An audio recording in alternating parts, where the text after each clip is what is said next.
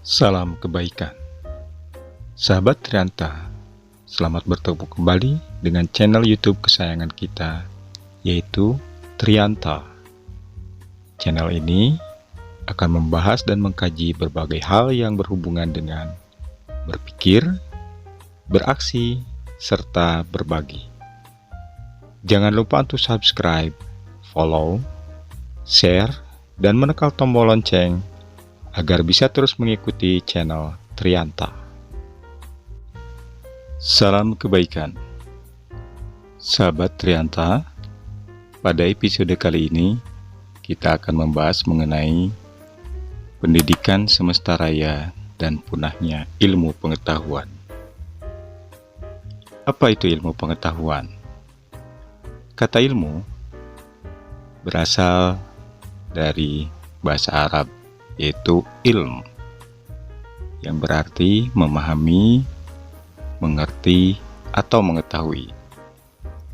Dalam kaitan penyerapan katanya, ilmu pengetahuan dapat berarti memahami suatu pengetahuan, dan ilmu sosial dapat berarti mengetahui masalah-masalah sosial dan sebagainya.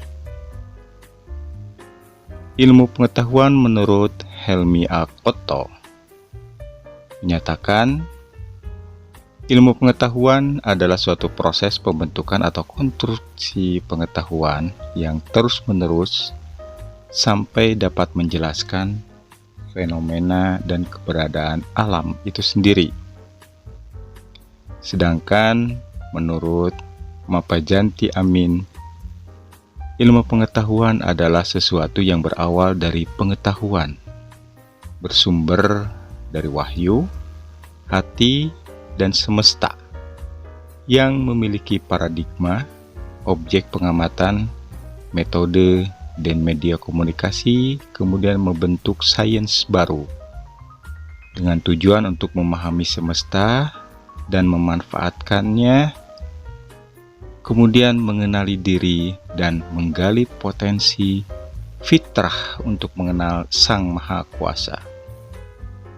Sedangkan menurut Sahrudin Kasim, ilmu pengetahuan adalah pancaran hasil metabolisme ragawi sebagai hidayah Sang Maha Pembuat yang berasal dari proses interaksi fenomena fitrah melalui dimensi hati, akal, nafsu yang rasional, empirik, dan hakiki dalam menjelaskan hasanah alam semesta demi untuk menyempurnakan tanggung jawab kekhalifahan.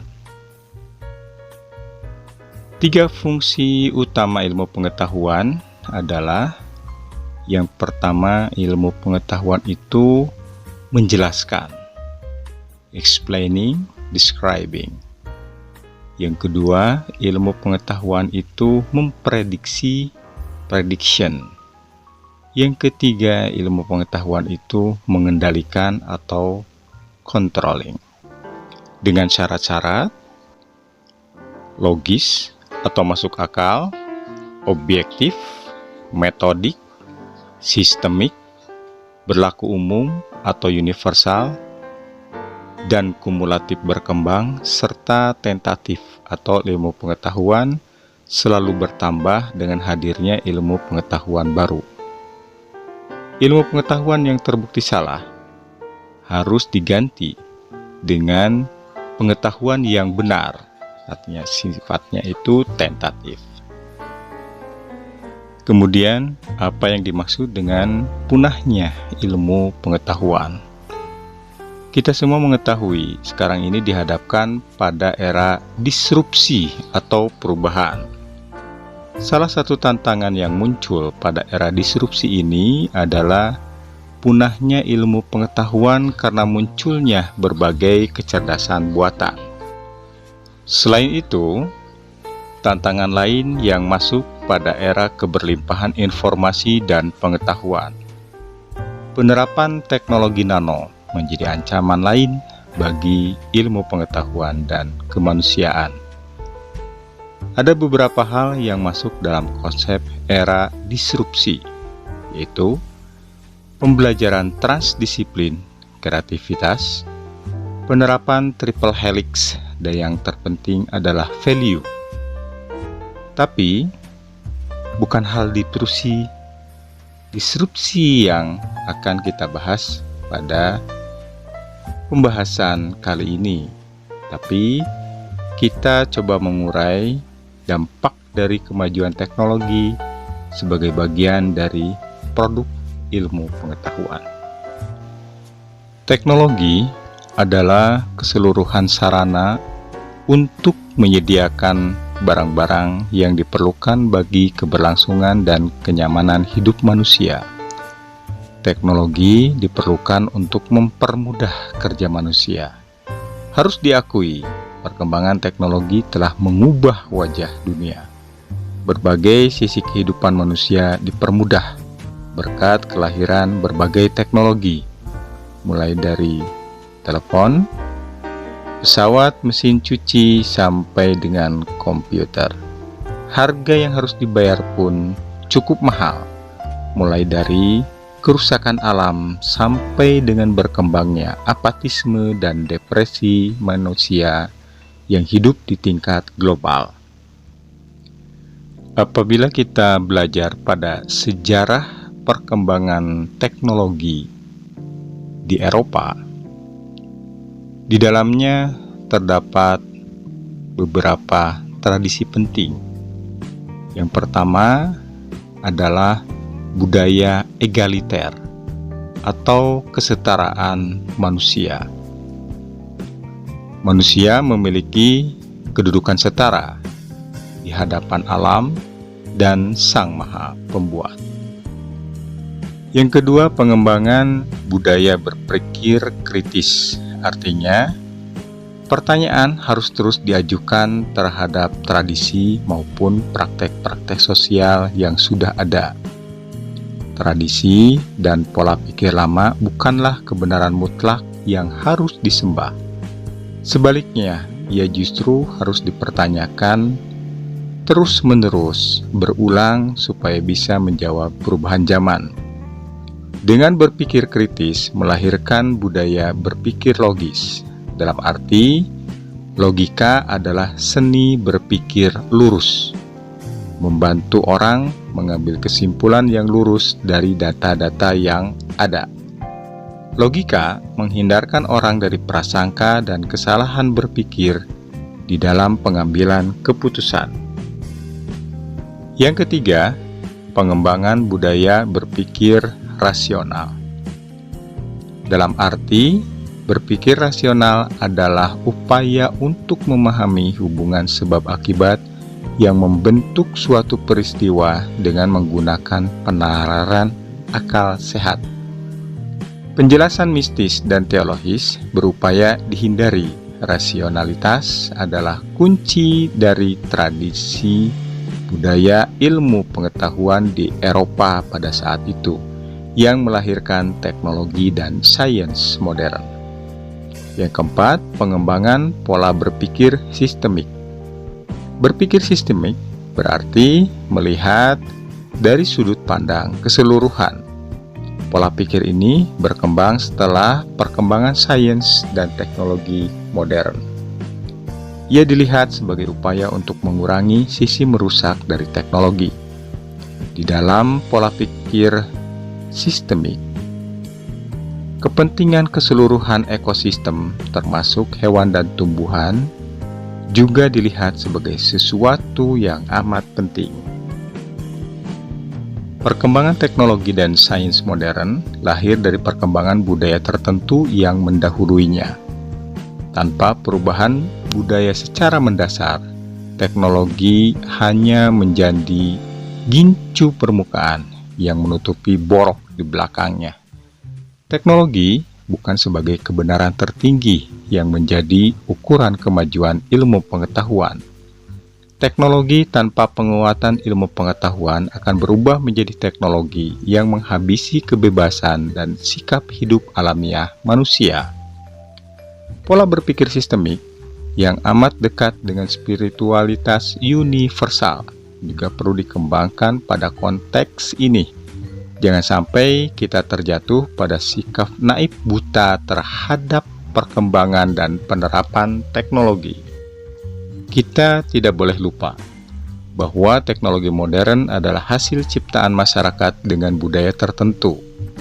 Niat baik untuk mengembangkan teknologi, tetapi tidak mau mengubah budaya lama, tidak hanya tak berguna, tetapi juga berbahaya. Kita semua harus memikirkan kembali hal ini karena kita sering terlena dengan kemajuan teknologi sekarang ini. Kemajuan teknologi tidaklah selalu sempurna.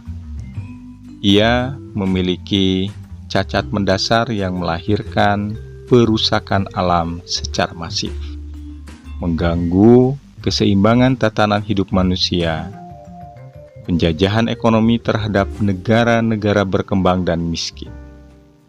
Ini tentunya harus menjadi catatan di dalam perkembangan teknologi di tanah air. Pada dasarnya, ilmu pengetahuan merupakan upaya manusia dalam menjelaskan secara sistematis dan terorganisir dari hasil pengamatan terhadap fenomena-fenomena alam sebagai ayat-ayat karunia Sang Maha Pencipta. Science is the organized exploration of the universe, the systematic accumulation of knowledge. Sedangkan teknologi adalah upaya sistematis dalam penerapan ilmu pengetahuan untuk mempermudah pemenuhan hajat kebutuhan manusia. Technology is the purposeful application of knowledge to solve problems and to meet human needs. Secara esensial, tidak ada ilmu pengetahuan dan teknologi yang bertentangan dengan ajaran agama. Hanya saja, dalam proses kemajuan teknologi dan penerapannya yang terkait dengan nilai-nilai agama yang bersifat spiritual dan moral seringkali diabaikan. Akibatnya, kehidupan sosial budaya, peradaban manusia, kelestarian alam dan makhluk lainnya menjadi terganggu dan cenderung rusak. Dalam penggunaan hasil teknologi informasi dan komunikasi misalnya, satu di antara bentuk ketegangan dan kemelut yang terjadi akibat dari penetrasi media informasi adalah hancurnya nilai-nilai tradisional yang luhur dan masuknya nilai-nilai modern yang destruktif atau bersifat menghancurkan. Media informasi mutakhir syarat dengan pesan-pesan yang mendorong gairah seksual atau sexual permissiveness dan perilaku keras atau agresivitas, budaya konsumenisme dan peradaban hidup sekuleristis. George Orwell pada tahun 1984 dalam bukunya menyatakan bahwa perkembangan teknologi menimbulkan kegelisahan universal dengan dikembangkan transfer embrio, genetic engineering, dan teknologi komputer yang memprogram robot, serta teknologi nuklir. Hal itu menjadi negara yang maju teknologinya, mempunyai sense of power yang dianggap paling penting dan berkuasa di dunia. Di samping itu, kata dia, dengan teknologi manusia cenderung serakah dengan memakan yang lemah atau simbiosis parasitik, serta menimbulkan rasa ketergantungan manusia terhadap sains dan teknologi menjadi semakin kuat. Kehidupan dan peradaban manusia semakin individualistis, sekularistis dalam pola kehidupan yang materialistis. Masih banyak lagi produk teknologi yang disalahgunakan manusia tanpa batas moral, yang mengakibatkan malapetaka bagi kehidupan manusia banyak. Maka, dirasa perlu dalam rekayasa budaya dan peradaban manusia adanya sebuah kode etik teknologi, karena kuncinya terletak pada diri manusianya.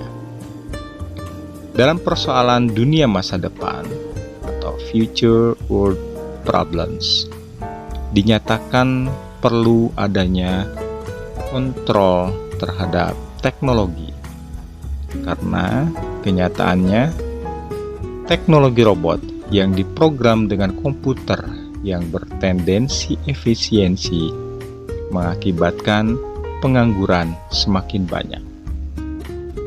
Orientasi kebendaan semakin menonjol.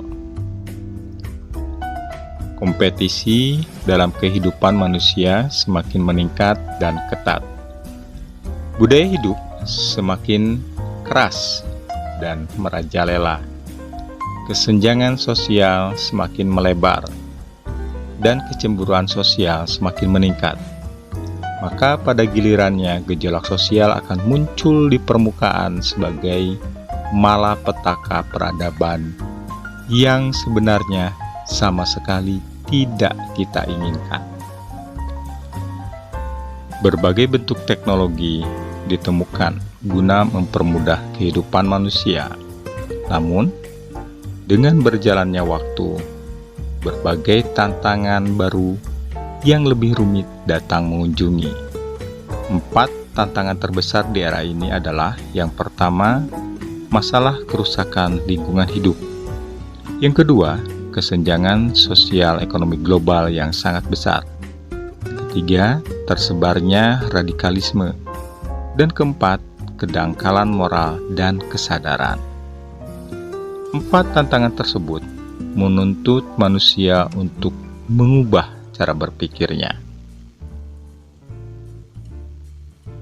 Di sisi lain, kemajuan teknologi telah memunculkan terkotak-kotaknya berbagai bidang keilmuan.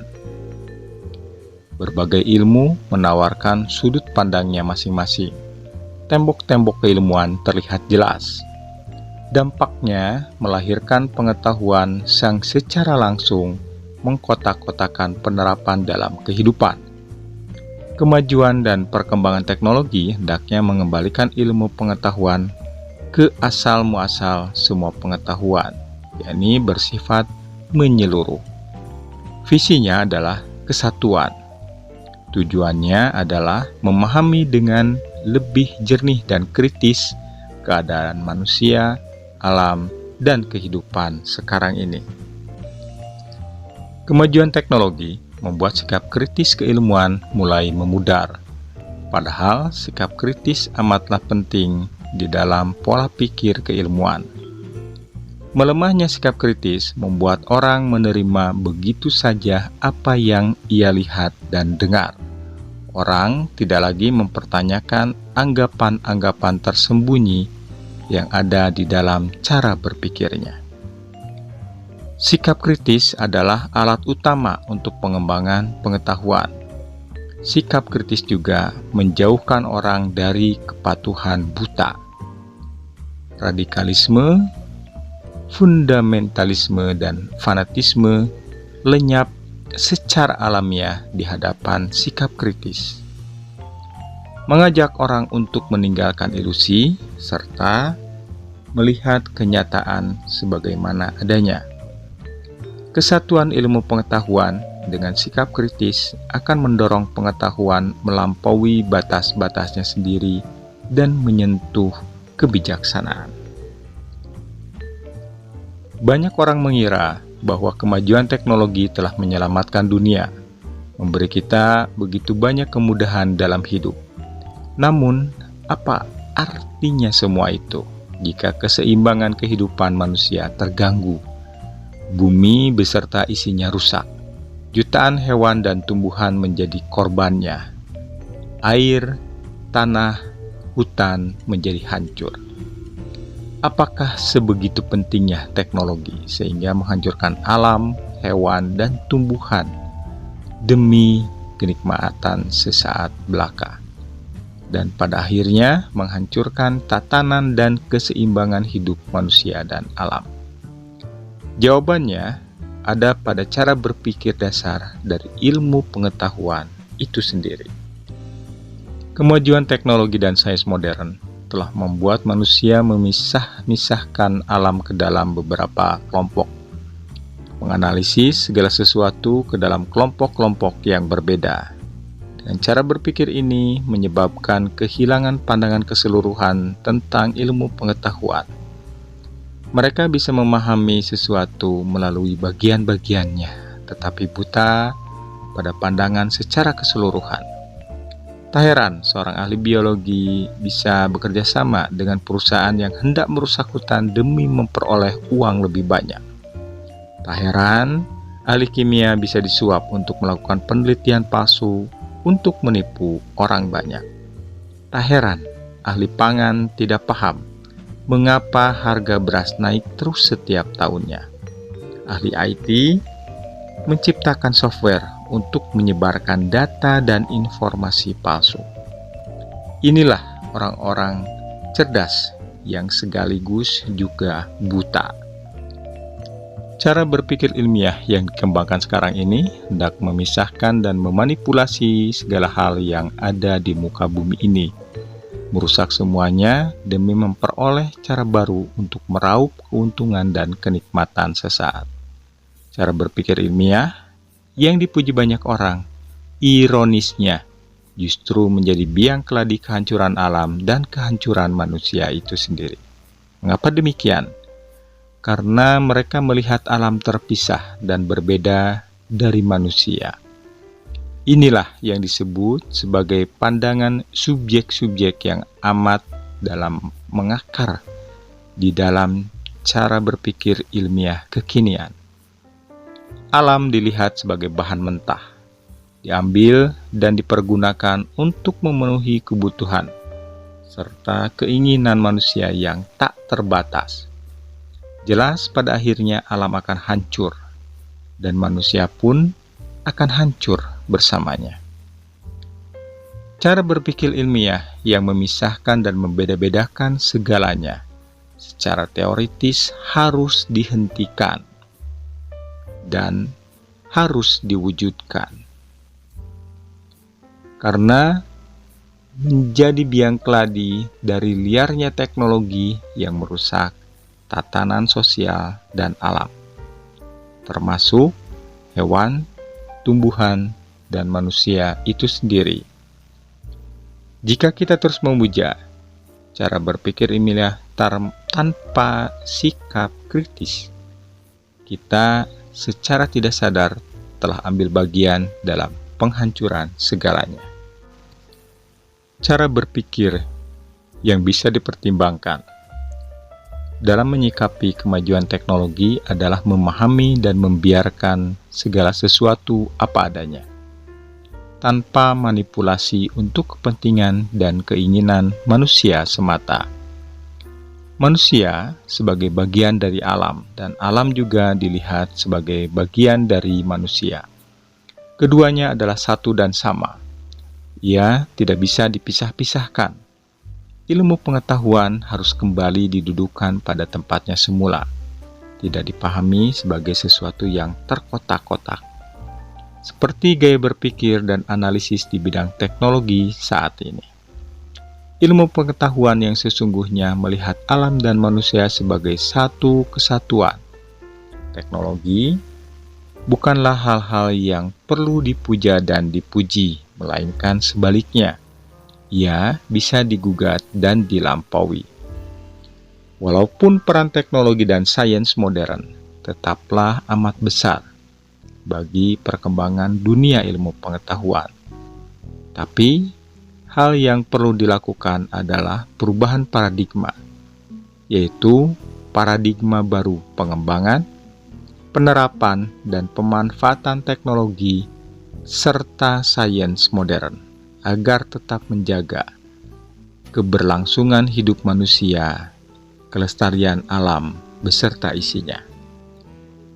Ketika ilmu pengetahuan hanya dimaknai dari satu sisi kemajuan teknologi, tanpa melibatkan akal, pikiran, hati nurani yang jernih, dan kesadaran di dalamnya, maka yang akan terjadi adalah eksploitasi alam semesta. Perampasan hak atas individu berupa hilangnya pekerjaan manusia karena tergantikan dengan mesin, hilangnya rasa kemanusiaan, dan munculnya sikap sombong. Negara yang dianggap sebagai bangsa maju dan modern, jika dilihat dari sisi kemajuan teknologi dan industri, ketika menggunakan pola pemikiran dalam memaknai kemajuan dan modernisasi, tidak akan pernah tercapai kedamaian dan kesejahteraan manusia, karena hal tersebut hanya menjadi empirisme materialistik sebagai standar dari peradaban dan pembangunan kemanusiaan.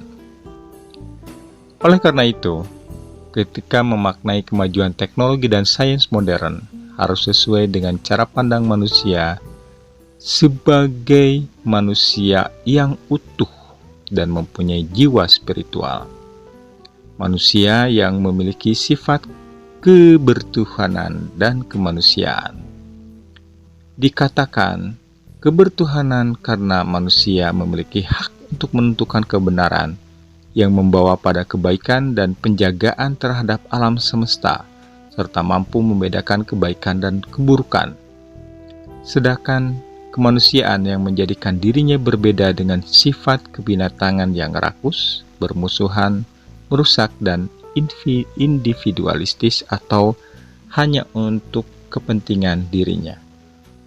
Manusia sebagai makhluk yang memiliki moral, akhlak, adab, tata krama, dan kesadaran, mampu bersikap sosial dan memberikan manfaat bagi manusia dan semesta raya.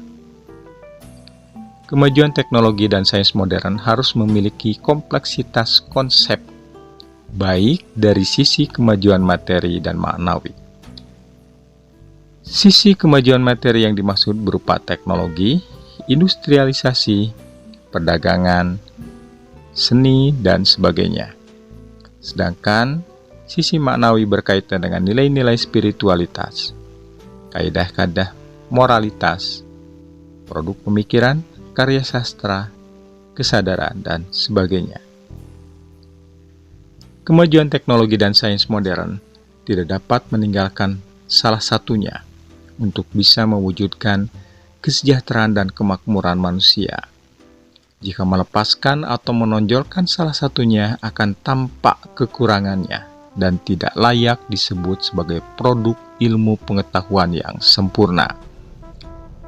Bisa jadi suatu bangsa maju dari sisi teknologi, industrialisasi, perdagangan, tetapi rusak tatanan sosial dan alam, serta hilangnya nilai-nilai spiritual dan kesadaran.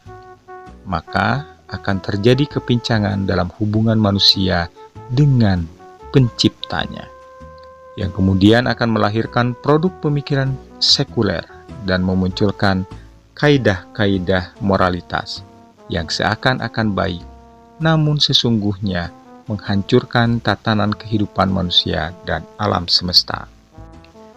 Fitrah adalah bawaan manusia yang sejak lahir dan terkandung di dalamnya 3 potensi dengan fungsinya masing-masing, yaitu potensi akal yang berfungsi untuk mengenal dan mengesahkan Sang Maha Kuasa, serta berupaya mencintainya. Yang kedua, potensi syahwat yang berfungsi untuk menginduksi objek-objek yang menyenangkan. Yang ketiga, potensi naluri yang berfungsi untuk menghindari segala sesuatu yang membahayakan. Ketika manusia dilahirkan, ketiga potensi ini telah dimilikinya. Namun, agar potensi-potensi tersebut beraktualisasi, perlu adanya bantuan dari luar dirinya. Kedua orang tuanya lah yang pertama-tama berkewajiban memberi pengetahuan untuk mengoptimalisasi potensi-potensi tersebut. Artinya, orang tuanya lah yang menggoreskan tulisan di atas lembaran putih anak yang baru terlahir itu. Sang Maha Pembuat menghadirkan manusia untuk hidup di muka bumi ini dengan disertai bekal yang cukup demi kelangsungan hidupnya, yaitu segala sesuatu di alam ini diciptakan untuk kepentingan manusia, sehingga kedudukan manusia di antaranya yang pertama sebagai pemanfaat dan penjaga kelestarian alam. Manusia mempunyai potensi-potensi ruhaniah yang lebih dari makhluk hidup yang lain, terutama potensi akal. Manusia juga dibebani tugas untuk memelihara dan melestarikan alam, serta dilarang merusaknya. Yang kedua, sebagai peneliti, Sang Maha Pembuat memerintahkan pada manusia agar menggunakan akalnya untuk mempelajari alam dan memahami dirinya sendiri. Yang ketiga, sebagai pemimpin atau khalifah di muka bumi.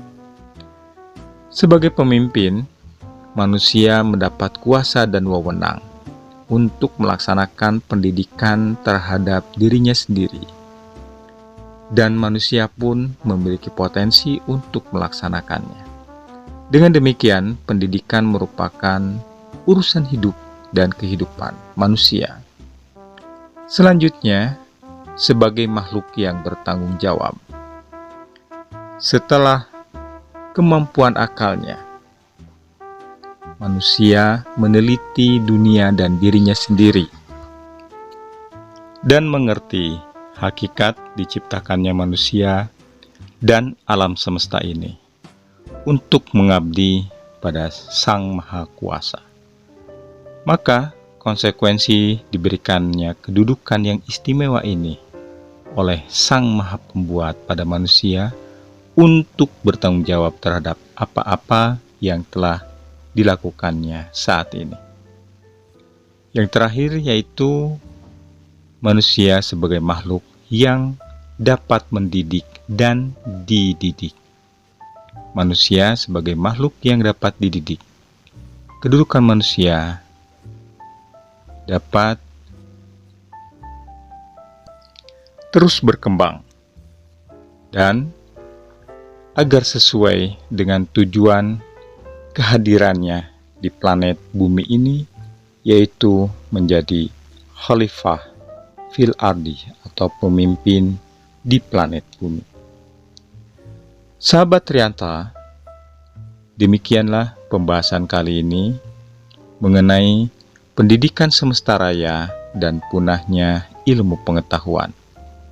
Sampai bertemu kembali pada pembahasan berikutnya di channel YouTube kesayangan kita, yaitu Trianta, yang membahas mengenai berpikir, beraksi, dan berbagi. Salam kebaikan selalu.